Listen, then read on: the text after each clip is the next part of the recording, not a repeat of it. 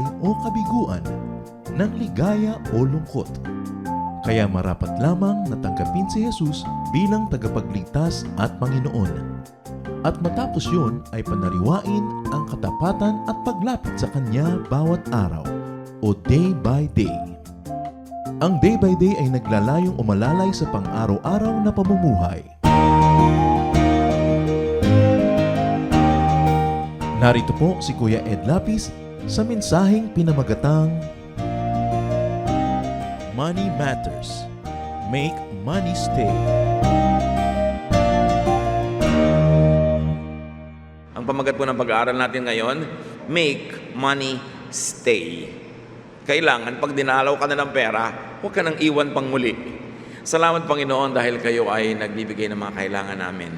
We thank you, Father, that you're concerned with our daily needs. And more than that, will you like us to be prosperous so we have more than enough so we can love people and give to people who are in need. We thank you for enabling us to make a living. Nagpapasalamat kami, Panginoon, sa hanap buhay, sa mga negosyo, sa mga trabaho na binibigay mo sa amin. Ngayon, lalo mo pang palinawin sa amin kung paano kami magiging matapat na mga tagapangalaga ng iyong mga pagpapala. Further enlighten us, O God, so we could be better stewards of your goodness and your blessings. So be our speaker, Father. Use your servant as your instrument. Lift us up from glory to glory so we can know you more and more. We thank you, we honor you, and we seek your counsel. In the name of Jesus, your Son, our Lord and Savior. Gumawa ka ng pera, gumawa ka ng hanap buhay, at pag dumating na sa'yo yan, kailangang ma-inlove sa'yo ang pera at huwag ka nang iwan pang muli. Kaya may mga kasabihan tayo, pera na, naging bato pa. Ayan na, nawala pa. May mga nagkaroon na, nakaranas na yumaman, guminhawa, pero nagbalik sa wala. Kaya yung mga iba, ayaw magwalis ng dumi sa gabi, baka daw lumabas ang swerte. Pero siyempre, ayaw talaga natin palabasin ang swerte. Kaya kailangan, kung may pumapasok ng mga pagpapala, paano sila pananatilihin na nandun? Huwag itaboy palabas ang pera. How do you make money stay? First of all, be a good manager. And when we say money now, we don't only mean the cash equivalent of money, but whatever is valuable and whatever has buying power that we have. Be a good manager of money and resources. Genesis 2:15, the Lord God put the man in the Garden of Eden to take care of it and look after it. So the real first commandment is not you shall have no other gods before me, but take care of creation. Take care of the planet. Be a good manager and steward of nature and all the abundance that is in it. Mas nauna pa na ibinigay yung utos na yun kaysa sa you shall have no other gods before me. So to make money stay when it comes, take care of what God gives you. Binigyan ka ng trabaho, mahalin mo. Huwag kang pala absent, huwag kang lakwat sa door hanggang matanggal ka tuloy. Pinagkatiwalaan ka, be worthy of the trust. Do not steal from people who trust you. Meron kang business dealings, be honest. Love your source of income. Take care of money and resources and even your money machines, your work. Do not act as more important than your livelihood. Kung meron po tayong trabaho, huwag yung parang mas mahalaga ka pa sa kanya. Pwede kang umabsent kung gusto mo, pwede mong baliwalain yung trabaho mo. Magpapakasikat ka, pag artista ka na at sikat ka na, hindi ka sisipot sa shooting dahil star ka naman. Hindi dapat ganon. Minamahal mo dapat yung source of your income. At yung mga employer mo, you may not always agree with your employer, but love them because they are the channels through which God blesses you. Yung mga dinadaanan ng pagpapala mula sa langit patungo sa iyo, lahat yon nililingon, tinatanaw, pinapahalagahan at iginagalang. Deuteronomy 10:14, everything belongs to the Lord your God, not only the earth and everything on it, but also the sky and the highest heavens. So, everything around us is God-owned. So yung bukid na ating sinasaka, yung dagat na pinangingisdaan, yung pinagtataniman, yung espasyong pinagtatrabahuhan, raw materials, sources of raw materials are all from God. Therefore, we're accountable to use them properly so that the blessings will be delighted with us and not leave us. Your land, labor, capital, even management, tools of production are all God-owned. Dapat meron tayong pananagutan.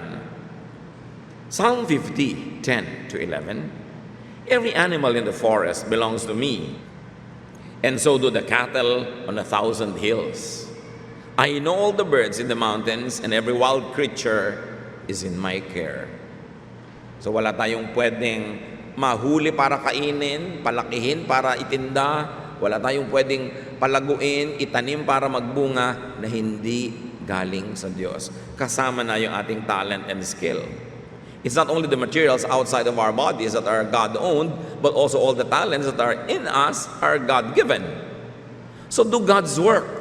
If you like blessings to fall in love with you, take care of the earth. Look at what is happening to the earth. Look at how we degrade our environment and destroy our rivers, our oceans, our forests. Kaya tayo ang nagbabaya dahil hindi natin minamahal yung ibinigay na panggagalingan ng ating ikabubuhay. You take care of the source of your materials. Responsible mining, responsible fishing, responsible agriculture, that we don't poison the earth with too much chemicals and things like that, is part of godly worship. Take care of your workplace. Take care of the wastes you produce. Ang mga produkto natin na nag-iiwan ng mga kalat, dumi, basura, kailangan inaalagaan natin. And you take care of your tools. Very importantly, you take care of your partners. Kung meron kang pabrika, ang mga manggagawa dyan, partners mo, hindi lang yung kapwa mo namumuhunan. Everybody who is part of the production is a partner. So we respect our workers, our co-workers, our superiors, our so-called subordinates. So be a good steward. Ang Diyos po ay kasangkot sa ating paghahanap buhay. Sabi nga niya, even the strength that you use in making a living comes from me. Kasali siya, stakeholder ang Panginoon sa lahat ng ginagawa natin, kaya marapat lang na isaalang-alang ang kanyang mga katuruan sa lahat ng ating ginagawa. Luke 12:42 to 44, the Lord answered, "Who are faithful and wise servants? Who are the ones the master will put in charge of giving the other servants their food, supplies at the proper time? Servants are fortunate if their master comes and finds them doing their job. A servant who is always faithful will be surely put in charge of everything the master owns." So there is the supermaster, God in heaven, and there are the so-called submasters on earth, managers, supervisors, who run the affairs of business. At sabi, sino daw ang pagpapalain ng Diyos? Yung abutan niya na matapat. Na kung ikaw ay napagkatiwala maging manager, maging presidente ng kumpanya, may mga taong nasa ilalim mo, ikaw ay supervisor, may muntikang negosyo, na inaalagaan mo yung mga taong namamasukan doon. You take care of your co-workers because high position is God's trust. Pag binibigyan ka ng Panginoon ng mataas na posisyon, ibig sabihin pinagtitiwalaan kang magiging mabuti, mapagkalinga sa mga tao, sa mga hayop man na dapat pagpahingahin, pagsabat, sa mga bagay, sa mga makina, sa kapaligiran. At kapag ang Panginoon ay natutuwa sa iyo, walang imposible para kanya mabigyan pa ng patuloy na daloy ng pagpapala. Proverbs 27:23, you should take care of your sheep and goats. And if God is concerned with sheep and goats, He is more concerned with people. That's why we take care of people who are under our authority. You want blessings to stay with you? Budget well. Hindi yung ubos-ubos biyaya, bukas na katunganga. Marami tayong mga kababayan nakakaranas sa mga kumita ng malaki, nakakapagtrabaho ng maganda, nakakapagnegosyo o nakakapagtrabaho sa ibang bansa. Pero matapos ang sandaling pagpapasasa, ay nagbabalikan sa wala. Kasi hindi nakapag-impok, hindi nakapag-ingat, at hindi nakapag-budget, na para bang walang katapusan na lang ang pagdaloy ng dinar o real o dollar sa kanilang mga bulsa. Proverbs 6:6-8, you lazy people can learn by watching an anthill. Ants don't have leaders, but they store up food during harvest season. So there's wisdom in storing up what you need during times of plenty. Na sa panahon na kumikita ka, dapat meron kang iniimpok. Hindi mo kinakain lahat agad-agad. Budget your consumption. Especially if you don't have so much in storage. Proverbs 21:5, if you plan and work hard, you will have plenty. If you get in a hurry, you will end up poor. Ano po ang pinapahalaga ng Biblia dito? Yung pagsisikhay, pagsisikap ng dahan-dahan to earn your money in an honest way. Good, old-fashioned, honest labor. Not trying to get rich quick. Yung bigla-biglaan, isang buhos, gusto mo yumaman agad. Kaya marami mga tao ay sinasakripisyo ang kanilang espiritu, ang kanilang kaluluwa, para lang biglang yumaman. Pero maraming biglang yaman, biglang hirap din naman. The Bible is teaching us to budget your energy and resources. Dahan-dahan, huwag binibigla. Luke 14:28-30. Suppose one of you wants to build a tower. What is the first thing you will do? You won't sit down.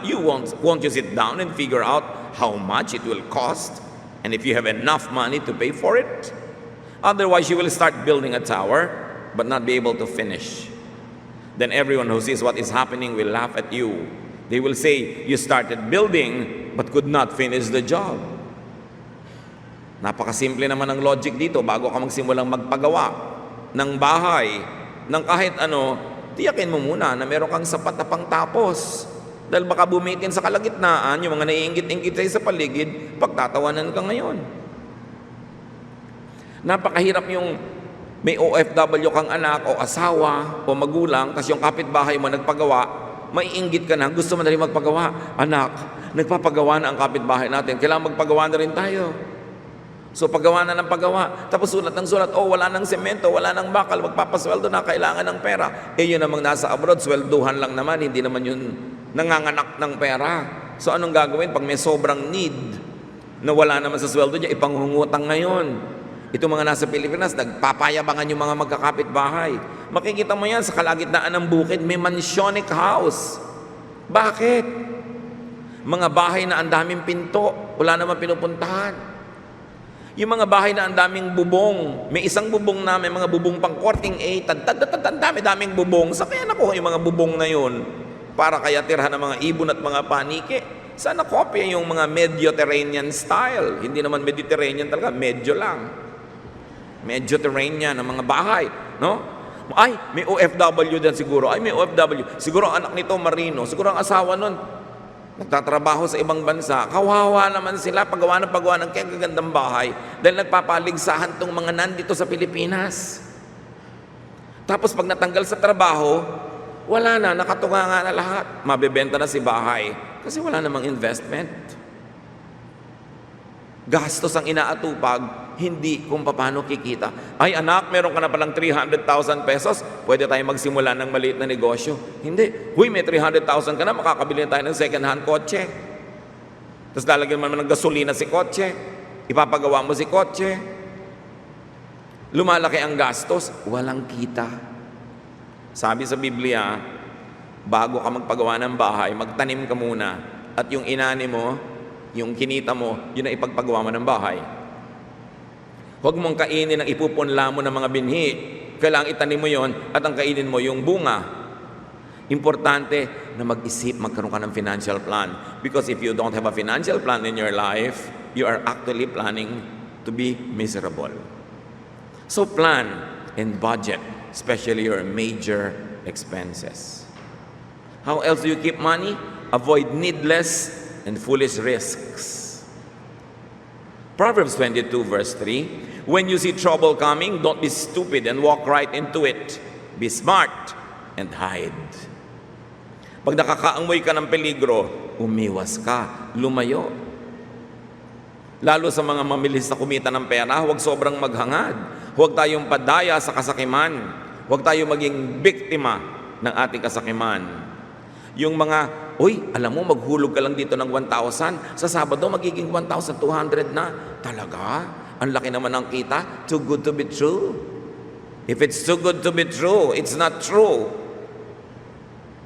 So marami mga nadadaya, pupunta sa'yo nag-iiyak, bakit? Naibenta ko po ang bahay, na isang laang lahat, ang dami kong kamag-anak nagagalit sa akin kasi nirecruit ko dun sa maglalagay ka ng pera, ang laki-laking ibibigay sa'yo ng mga post-dated checks.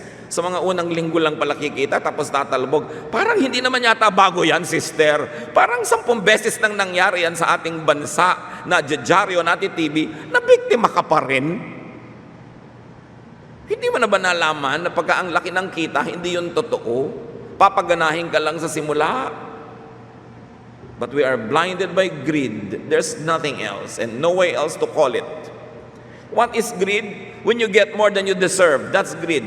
Does your 1,000 pesos deserve 200 peso interest every week? You know that it's not right. Somebody's got to pay. And you know who pays? You pay. Kaya hindi mo malaman kung kakaawaan mo o papagalitan mo yung mga nabibiktima dito. Mabuti sana kung first time, nung panahon pa nila pula-po nangyari, yun, first time. Pero ang dami nang nangyari. Kailangan huwag tayong magagahaman. When you don't deserve it, don't even aspire for it. Because nature will have a way of getting it back and in a painful way. Hindi ko minamaliit yung pagdurusa ng mga nadaya. Pero huwag na tayong padaya pa muli. Pagtrabahuhan ang gusto ninyong maging income. Huwag yung easy money. There is no such thing. Somebody will always have to pay. Huwag gawing bato ang pera. Yun talaga yung pera na, naging bato pa. May savings ka na, ilalabas mo pa para invest ako ano-ano mga pyramid scam. Yun ang pera na, magiging bato pa. Avoid quick and easy money schemes. Kung nadaya na kayo noon, matandaan na ang leksyon. Kung di pa kayo nadaya, matuto na kayo sa karanasan ng mga nauna. Pag hindi nyo pinagsikapan, pinagtrabahuhan, huwag nyong nasain na ma-enjoy because there's something wrong with it. So, make your money stay with you. Don't be a guarantor. Ayaw nyong sumabit, ayaw nyong maghirap, ayaw nyong magbayad ng utang ng iba, huwag gagarantiya sa utang ng iba. Hindi ako may sabi ang Biblia. Proverbs 11:15. It's a dangerous thing to guarantee payment for someone's debts. Don't do it. Yung magiging co-maker kayo ng loan, guarantor kayo ng kung ano-ano. Pag hindi siya nakapagbayad, ako magbabayad. Pagka talaga hindi nakabayad yun, kayo magbabayad. Now, guarantee. It's okay to be a guarantor if you are willing to pay in case the person is not able. Kung handa ang loob mo na magbayad, kung siya'y tumakbo, sige, mag-guarantor ka. Pero kung hindi, maganda lang ang pagkakaibigan nyo, nahihiya ka lang tumanggi, ayaw mo siyang makaaway, makakaaway mo din naman pag tumakbo na siya. Hindi, mag-away na kayo sa simula pa lang, hindi ka nalugi.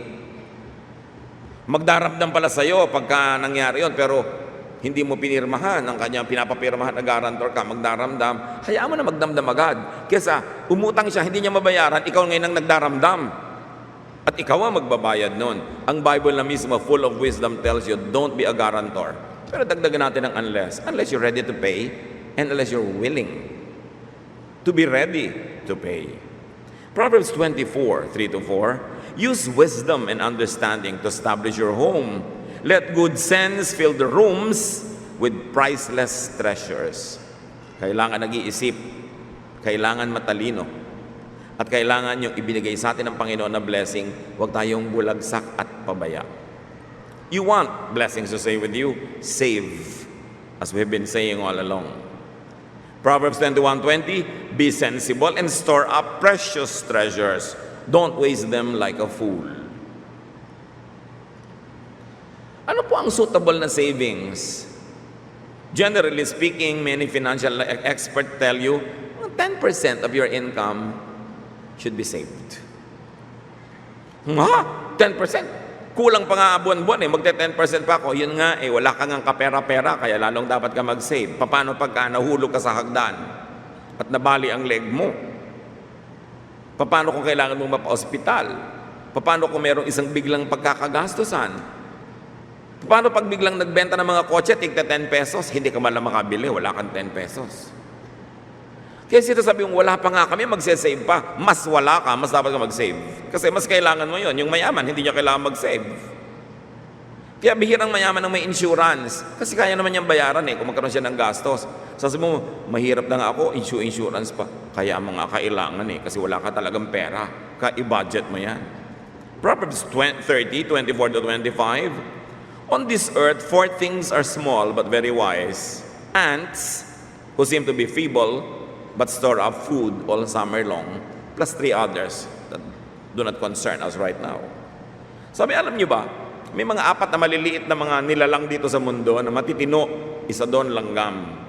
Yung langgam, walang teacher, walang leader, walang auditor, pero marunong mag-impok. Pag may nakitang pagkain niyan, kahit mas malaki pa sa sarili niyang katawan, bubuhatin niya at iuwi niya. Hindi niya kakainin agad yun, para pagdating ng panahon ng tag-ulan, may baha, wala siyang madilihensyang pagkain, unti-unti nilang kakainin yung inipon nila. Sabi, matalino. Buti pa yung langgam. Gaano kaya kalaki utak ng langgam? Maliit pa siguro sa ulo ng aspile. Kapain nyo ngayon yung utak nyo. Ang laki. Dapat mas marami kang savings kaysa langgam. Dahil ang laki-laki ng utak na ibinigay sa atin. You know, it's very good to get a good insurance coverage. Insurance coverage sa mga bata for education. Insurance coverage na pag na-hospital ka, may pambayad ka sa hospital. Of course, we're not endorsing any particular insurance product or brand. Sasabihin naman ng ibang mga hyper-religious, insurance pa, kailangan faith. Di ba? Kailangan may trust ka sa God. May trust ka pala. Pues huwag ka nalang mag-seatbelt pagka umaandar ang kotse. Have faith. Pagka sasakay ka sa mga barko, huwag kang maglalagay ng life vest. Pray ka na lang. O ang mga pinto mo sa bahay, huwag mo nalagyan ng lock. Di ba may Diyos? Huwag ka na rin maglagay ng fire extinguisher o fire exit. Trust God. Yung kotse mo, huwag lagyan ng spare tire. Have faith. Huwag ka na rin maghulog sa GSI, SSS. Pagtanda mo, bahala sa iyo ang langit. May bag ka, huwag mong bantayan. May mga anghel naman. Ganon ka ba? Hindi ganun kapabayaan ang itinuturo ng true faith. Ang true faith, yung ibinigay sa'yo ng Diyos na utak, gagamitin mo so that you do what is practical, so that you take care of your little things and you don't ask heaven to take care of the little things that you were equipped in the first place to do yourself. So hindi ka wala ng pananalig sa Diyos, yung may insurance ka, yung may double lock ka, yung maingat ka. Yun ay isang pagiging maka-Diyos. Dahil ginagamit mo yung godly wisdom to secure yourself and your loved ones. You want money to stay with you? Don't be wasteful. John 6:12, after a big miracle, the people ate all they wanted.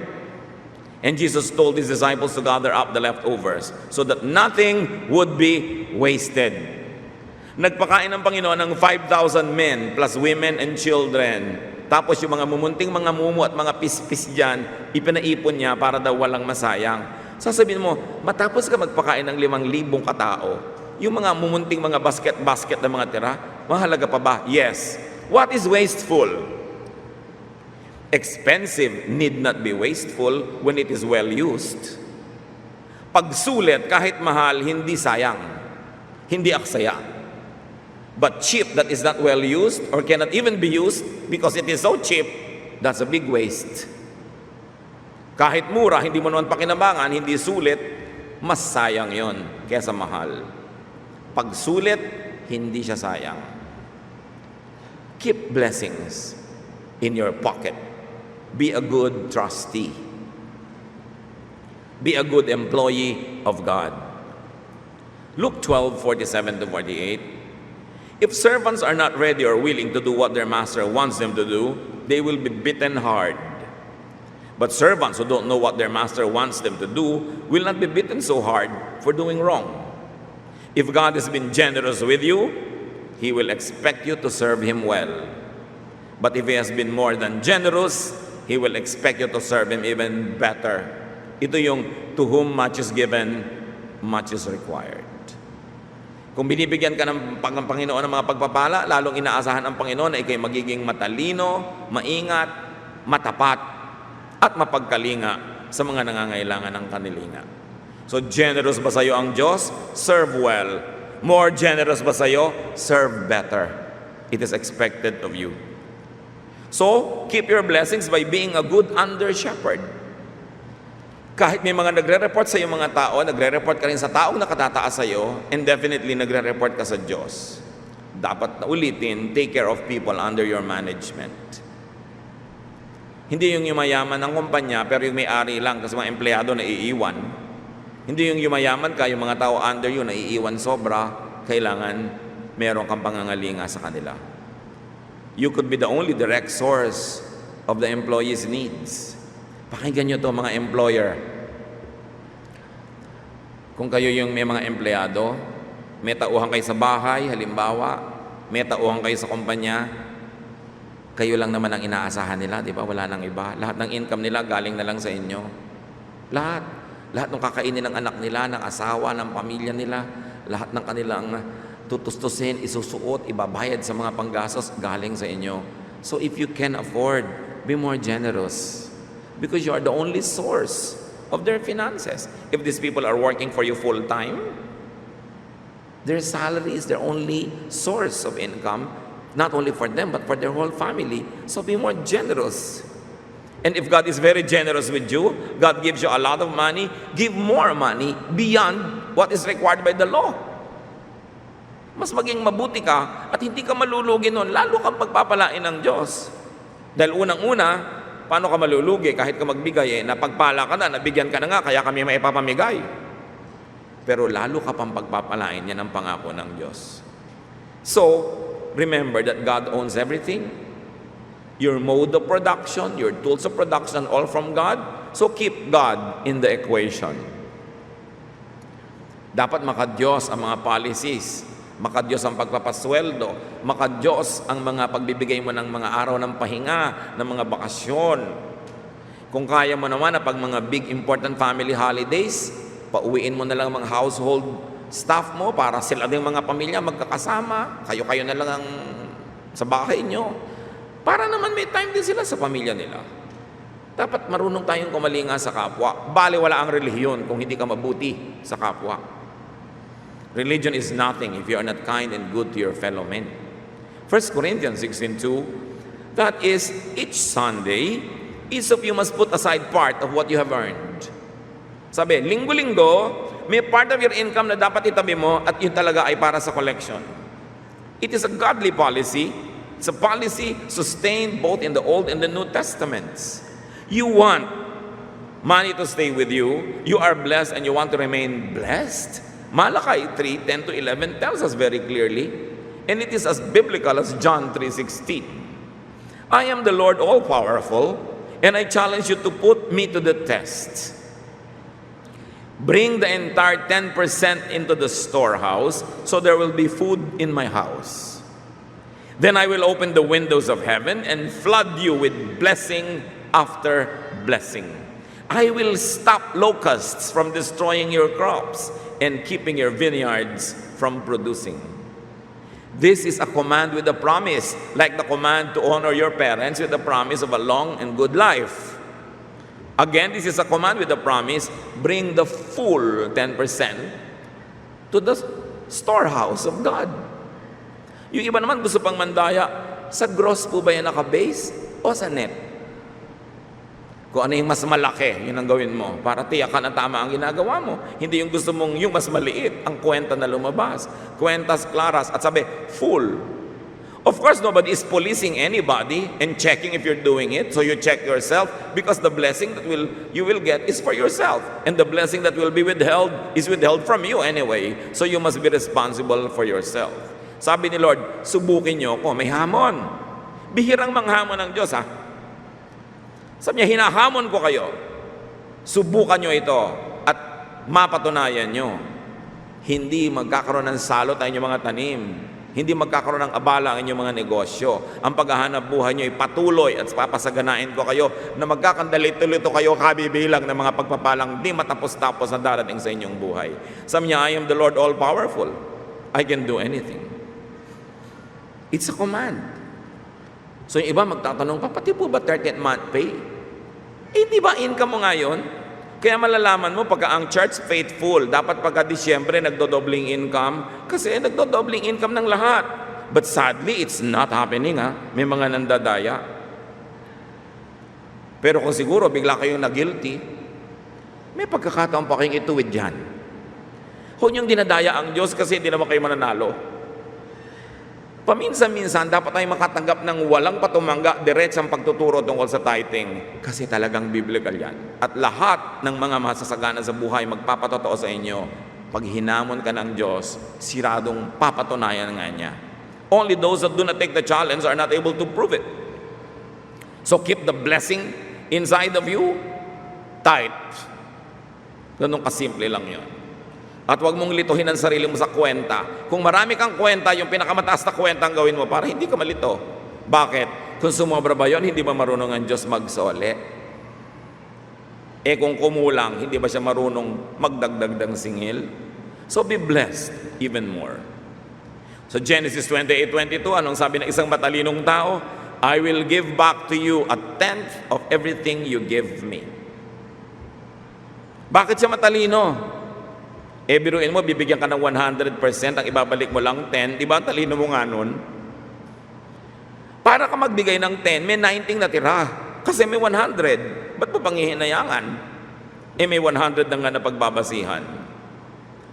So when you give faithfully, you get another round of another 100% blessings on which you will base your next 10%. It's as old as the world, these teachings. The premise that those who give are blessed is older than the universe. God so loved that He gave. Marami po sa atin hindi makaranas na lumuwag sa buhay kasi makukunat, mararamot, mauutak.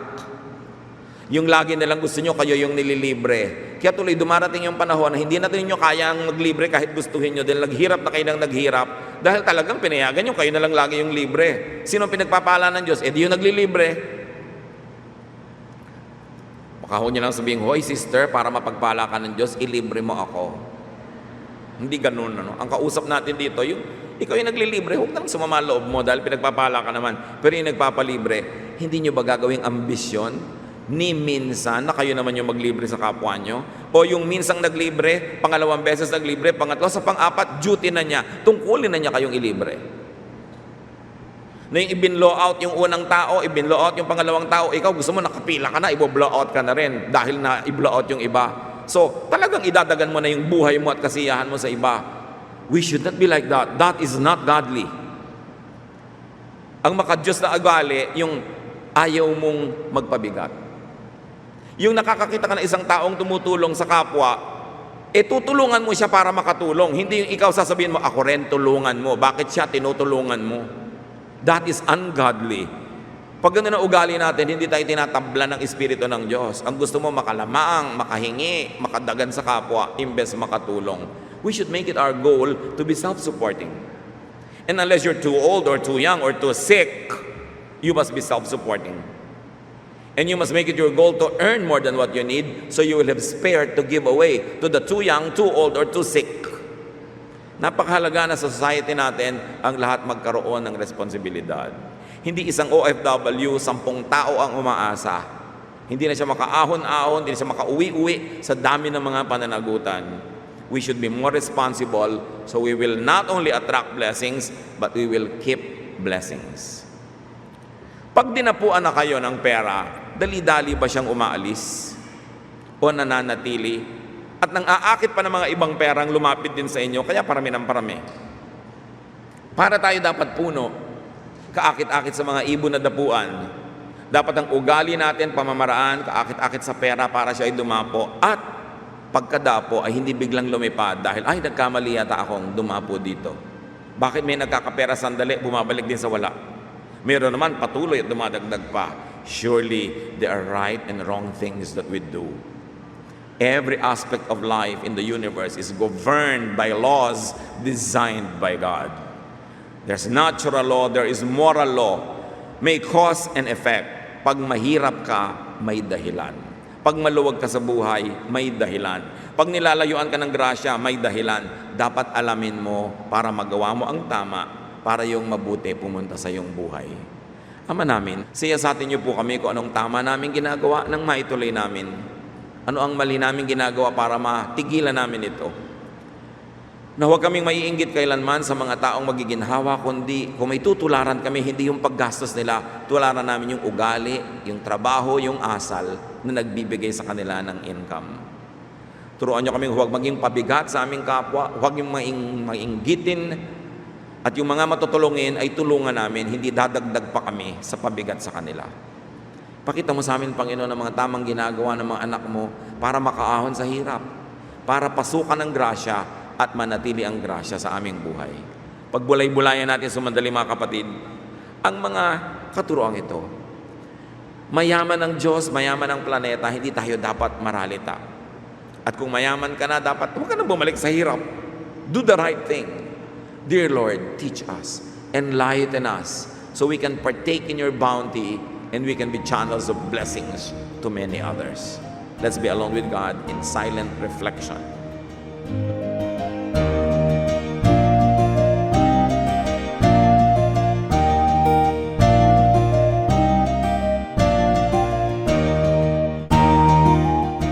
Ang katatapos pong mensahe ni Kuya Ed Lapid ay pinamagatang Money Matters. Make money stay.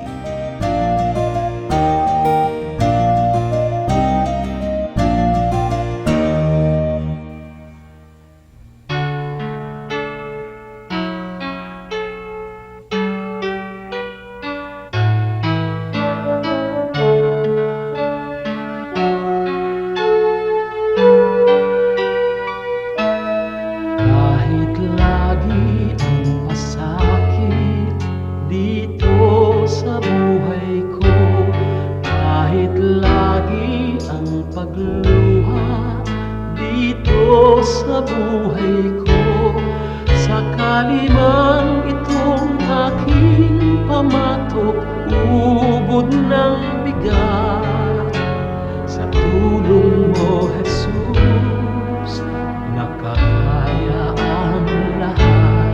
Kung sakaling ang ligaya'y di pa natagpuan, kung sakaling ang ginhawa'y di pa nakakamtan, sa piling mo, Jesus, ako ay lagi nang nakatanaw sa langit mong laan, di na mamamanglaw. Pagtitiis ang kailangan kong mabatid, kaya't ikaw, Panginoon, ang aking tutularan. Pagtitiis ang kailangan kong mabatid, ang buhay ko ay lalago kung mayroong pagtitiis.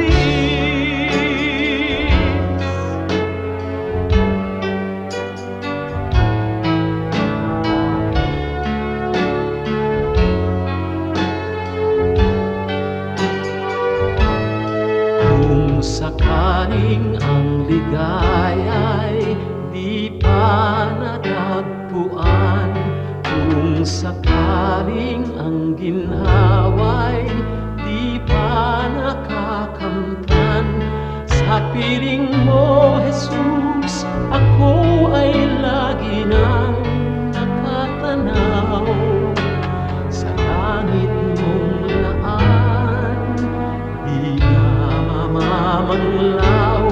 Pagtitiis ang kailangan kong mabatid, kaya't ikaw, Panginoon, ang aking tutularan. Pagtitiis ang kailangan kong mabatid, Espiritu ay lalago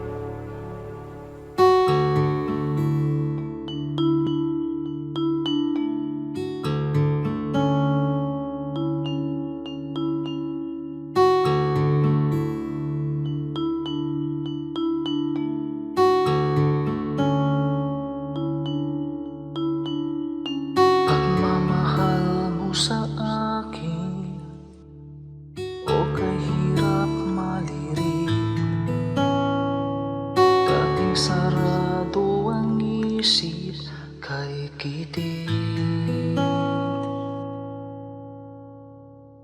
Mulian kang nakilala, ang pananaw na wasto, nawa sa kapwa-tao nais mo. O Jesus, ang iyong pag-ibig ay hindi nagtatangi. Puso ko ay nagpupuri, tingin pagluwalhati sa paglakbay sa aking buhay. Di na nga maliligaw, puso ko man maging isip, tigib lagi ng pag-ibig.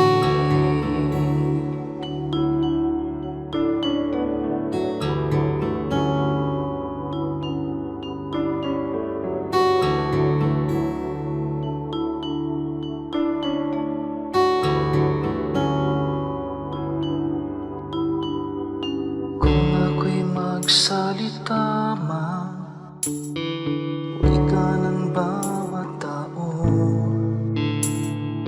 kung pag-ibig ay wala, tila batingaw.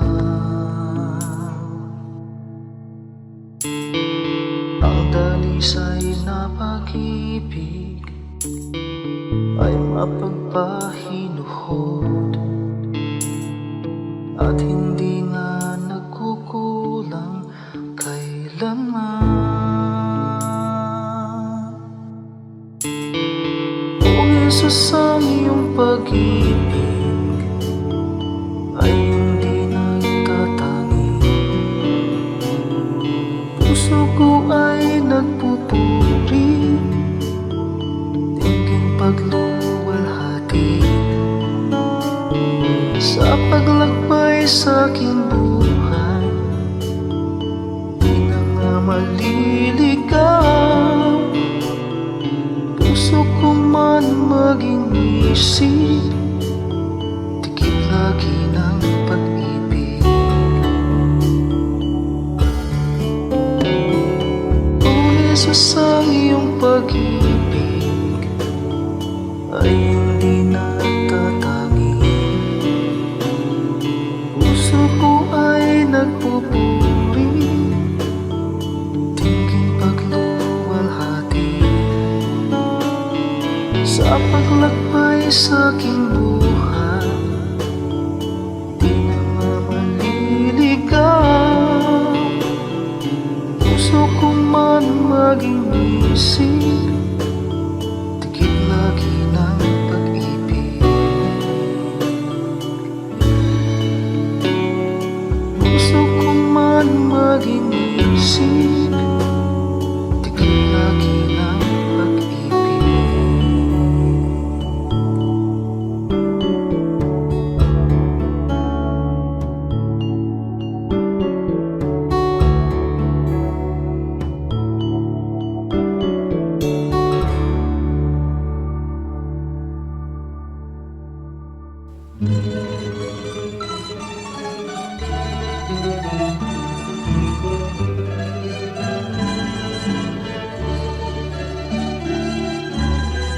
Mga gawa niyo sa aming buhay, tuwin ay naaalala. Kayo'y laging tapat na tunay, puno ng pagpapala. Salamat sala'y pinatawad, nilinis niyo, Diyos. Pakinggan niyo't aming ilalahad, awit sa inyo, Jesus. O kay sarap mabuhay sa piling niyo, Jesus. Bawat landas may kulay, kasiyahay lubos, ang tanging ninanais ay magpuri sa inyo, lalo lang tumatamis sa piling niyo, Jesus.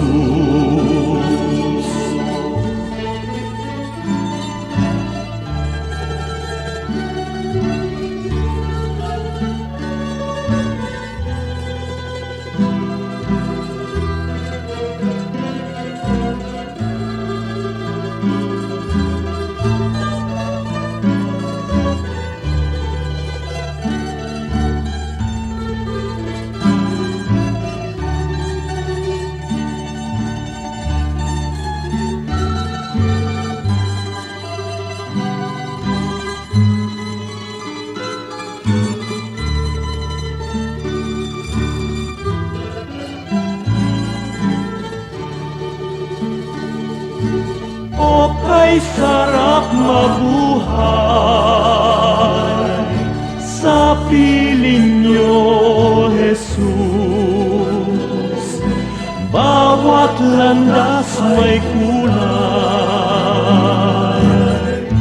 kasiyahay lubos,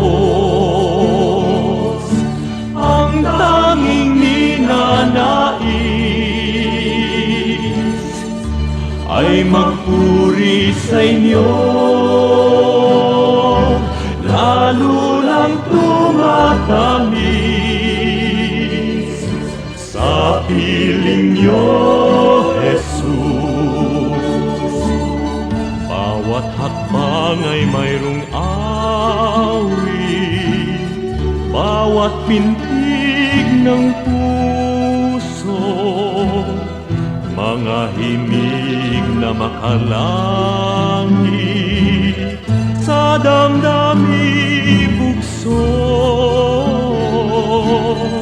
Lumipas man ang aking buhay, awit di matapos,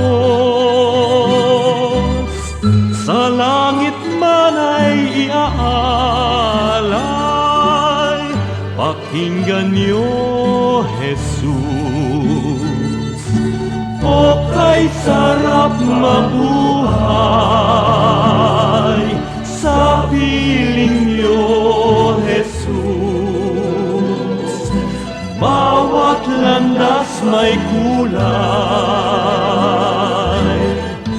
kasiyahay lubos, ang tanging ninanais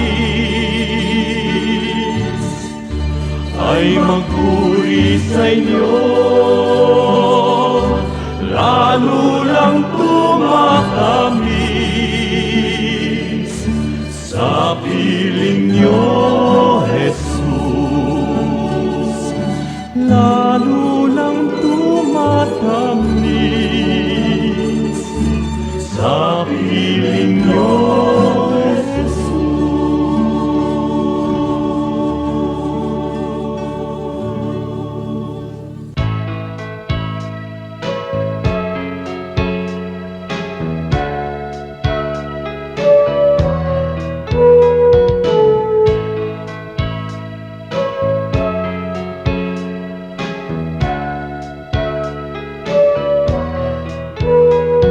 Ikaw ang aming nakikita sa kanilang mukha, kaya ang mabuting balita binabahagi sa mga dukha. Ngunit paano nilang masisilayan ang habag at pag-ibig mo kung hindi mapatutunayan sa aming patotoo? Kaya kung paano mo kami kinalingan, kung paano mo kami minahal sa aming bunga ng pagtitiyaga at pagpapagal sa aming kilos, salita at damdamin. Maranasan nilang totoo ang kabutihang natutunan natin na nagmumula sa'yo.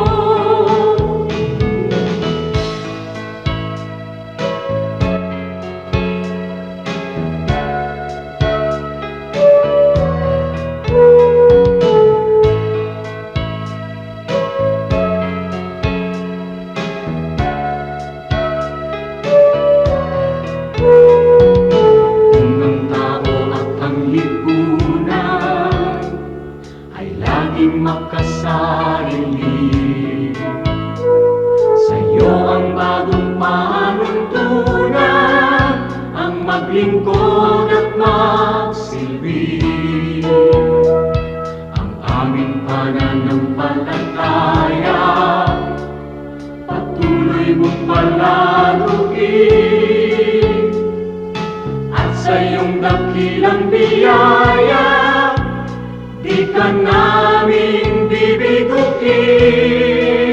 Kaya kung paano mo kami kinalingan, kung paano mo kami minahal, sa aming buhay nawa ay magbunga ng pagtitiyaga at pagpapagal sa aming kilos, salita at damdamin. Maranasan nilang totoo ang kabutihang natutunan namin na nagmumula sa'yo. Ang kabutihang natutunan namin na nagmumula sa'yo.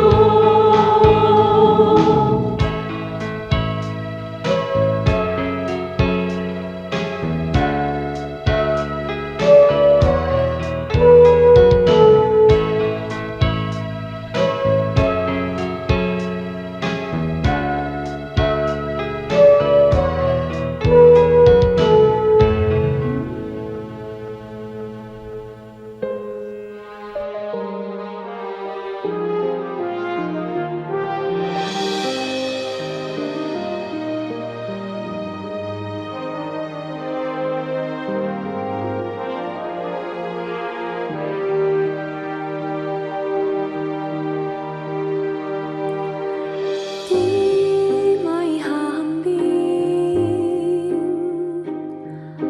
pag-ibig niyo sa akin, di may haling tulad ng wagas niyong pagtingin. Ang iyong pagmamahal sadyang walang hadlang, wala sa kalagayan at katayuan.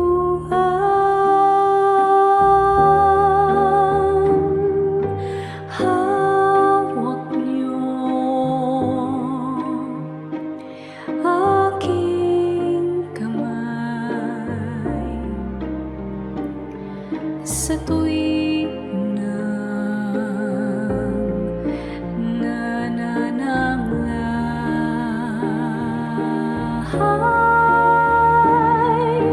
at sa tuwing magkamali, walang hanggang pagpapatawad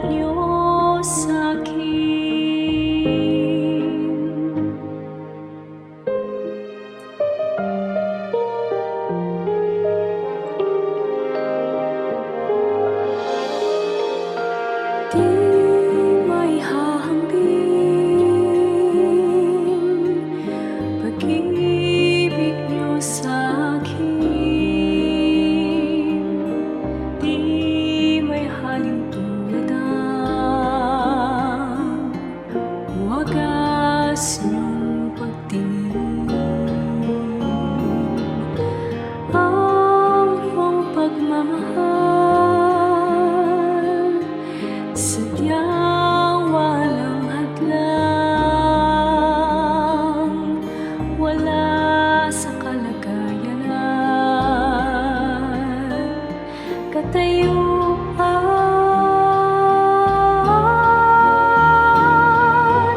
hawak niyo aking kamay sa tuwing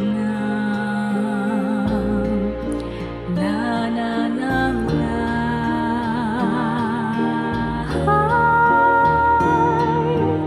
at sa tuwing magkamali,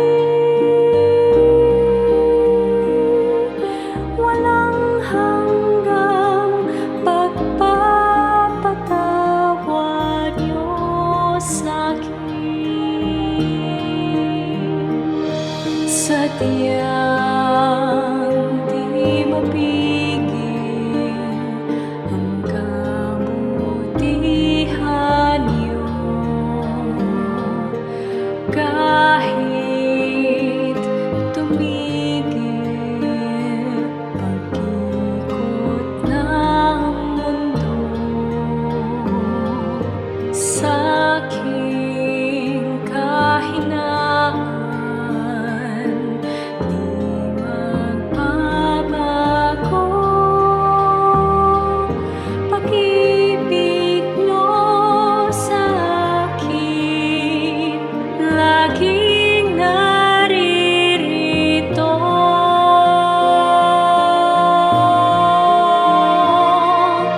Hawak niyo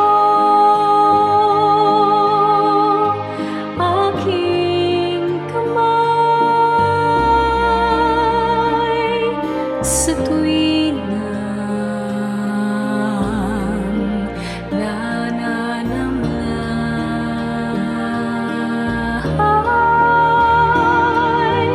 at sa tuwing magkamali,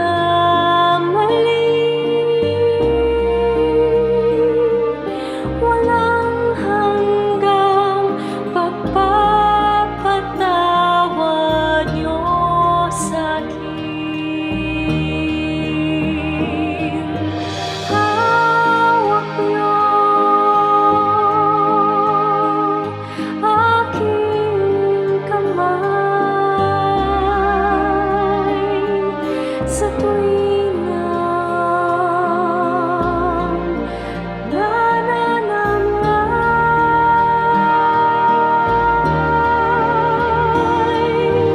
at sa tuwing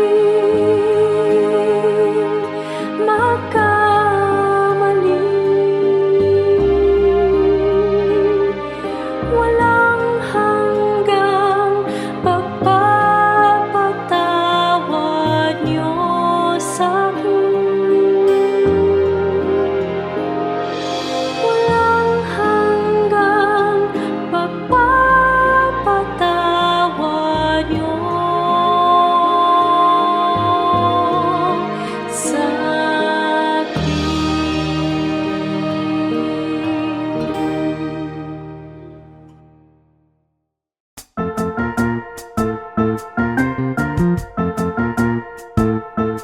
Oras na po para pansamantalang magpaalam ang programang Day by Day. Tayo po'y magsama-sama tuwing ika-6 hanggang ika-7 ng umaga, araw-araw. Magandang umaga po at mabuhay ang Panginoong Hesus!